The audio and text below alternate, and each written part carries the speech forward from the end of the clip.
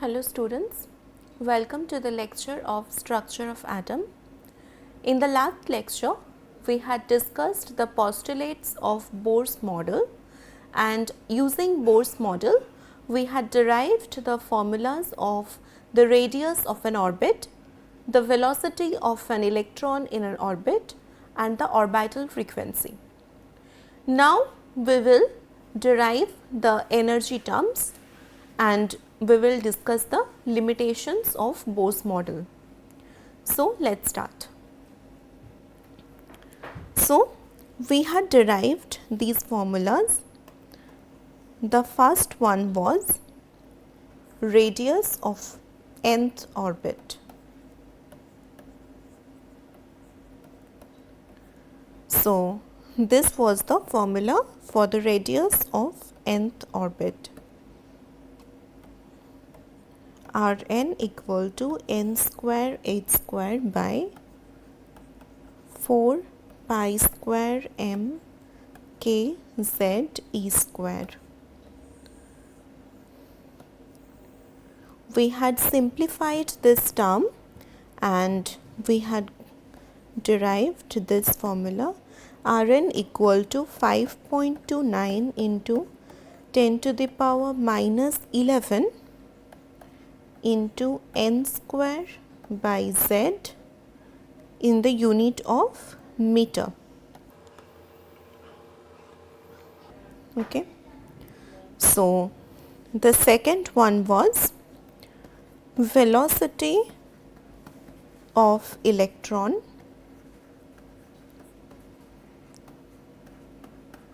in the nth orbit. Velocity of electron in the nth orbit Vn was equal to 2 pi k z e square by n h, which was simplified as Vn equal to 2.18 into 10 to the power 6 into z by n meter per second. And the third formula was orbital frequency.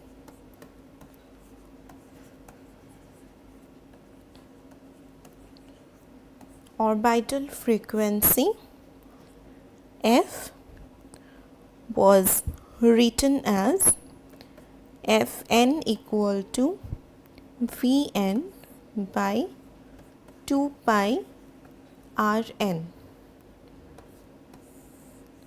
We already know the formulas of Vn and Rn. So, if we simplify this by putting the values of Vn and Rn, putting the values of Vn and Rn, we get Fn equal to 2.18 into 10 to the power 6 into z by n meter per second divided by 2 into 3.14 into 5.29 into 10 to the power minus 11 n square by z meter.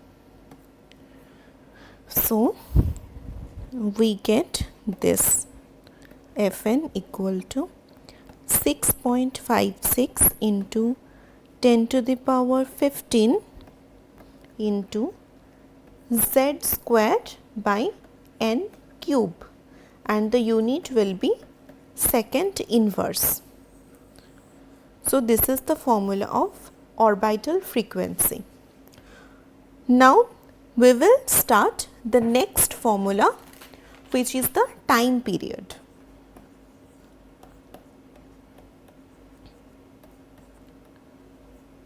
Time period.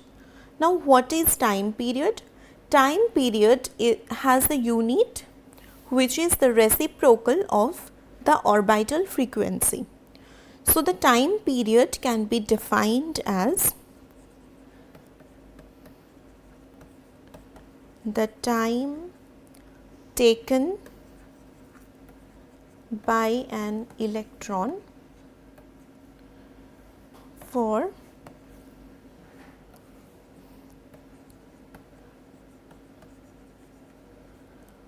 one complete cycle or revolution is called time period. So, we had defined orbital frequency as the number of revolution made by the electron in 1 second. This was called the orbital frequency. Now, we are defining time period as the time taken by an electron for one complete cycle or revolution. That is, if this is the orbit of an electron, then the time taken to complete one circle is called the time period. So,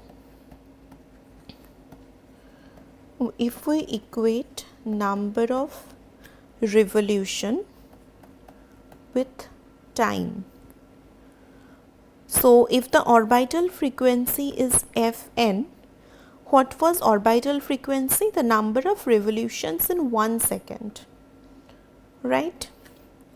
So for one revolution, the time will be 1 by Fn. This is called time period. So time period is the reciprocal of orbital frequency.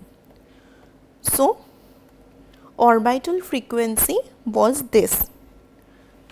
So the time period will be equal to 1 by 6.56 into 10 to the power 15 z square by n cube second inverse, right? So the formula of time period will be around 1.5 into 10 to the power minus 16 into n cube by z square seconds. The unit will be second. So we have derived the formula for time period. Now we will start with the energy calculations. This is very important. Energy of an atom. So we know that energy has different forms. So if the total energy is E,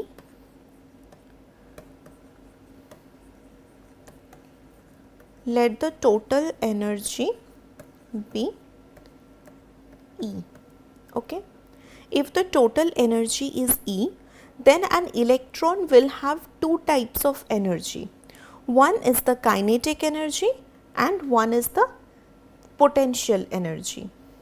So one electron will have two energies, kinetic energy and potential energy. So kinetic energy Ke can be written as half mv square.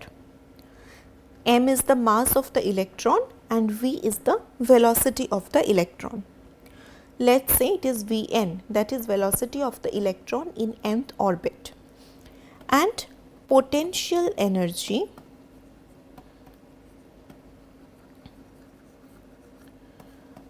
in this case is the electrostatic potential energy, which is written as K Q1 Q2 by R. This is the electrostatic potential energy.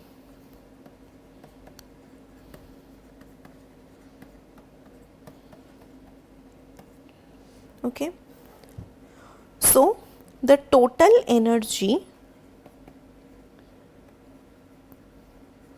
E is the sum of kinetic energy and potential energy. So we can write like this. If E is the total energy, then it can be written as half mv square plus k q1 q2 by r. So for an atom having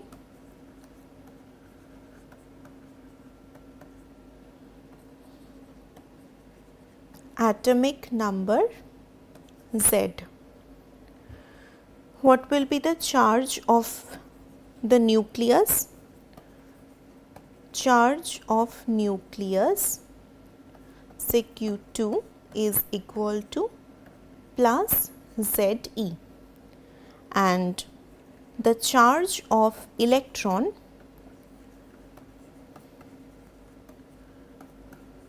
Q1, will be minus E. So the potential energy term will be equal to K into minus E into Ze by R. So this will come as minus KZe squared by R. So we can write total energy as half of mv squared minus kze squared by R, right? Now we know that when an electron is moving in an orbit, then what happens? The Coulombic force Fe, suppose, which is acting due to the force of attraction of the nucleus to the electron, it will act towards the nucleus, and the centrifugal force, which is due to the motion of the electron, will be acting outwards, that is away from the nucleus, and these forces equate each other. So Fe is equal to FCF, that is the electrostatic force of attraction is equal to centrifugal force. So what is the electrostatic force of attraction? It is Kze squared by R squared, and the centrifugal force is mv squared by R. Now mv squared equal to kze squared. Now what is mv squared? Mv square is actually the double of kinetic energy. If the kinetic energy is half mv squared, if we multiply half on both sides, we get this. Now this is the term for kinetic energy. So in place of half mv squared, here we can write E equal to half of kze squared minus kz squared by R. So we are getting this value of half mv square from this equation. So what will be the result? The result will be minus half kze squared by R. So this is the formula for the energy, that is the total energy.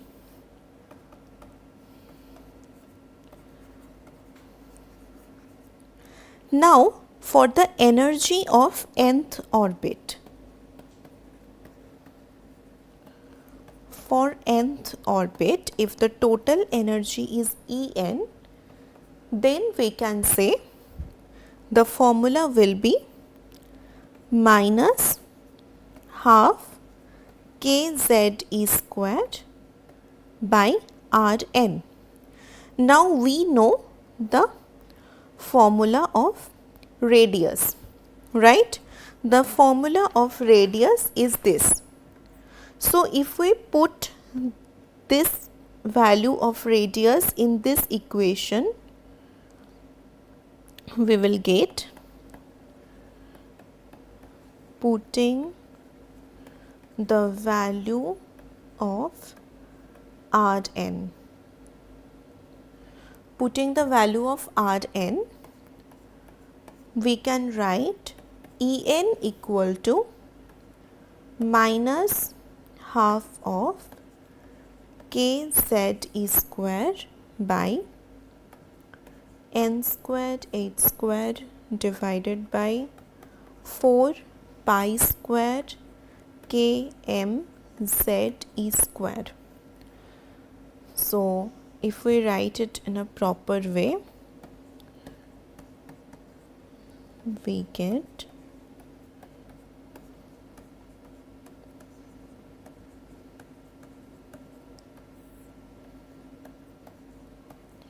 okay.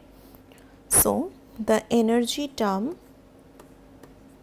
comes as En equal to minus 2 pi squared k squared m z square e to the power 4 by n squared h squared. So we get this as the final formula for the total energy of an electron in nth orbit. So we know every other values except the atomic number and the principal quantum number. So if we simplify, we can break this formula and we can write like this: 2 pi squared km e to the power 4 by h squared into z squared by n square, right? Now this formula, this term is expressed as RH, where RH is called the Rydberg constant.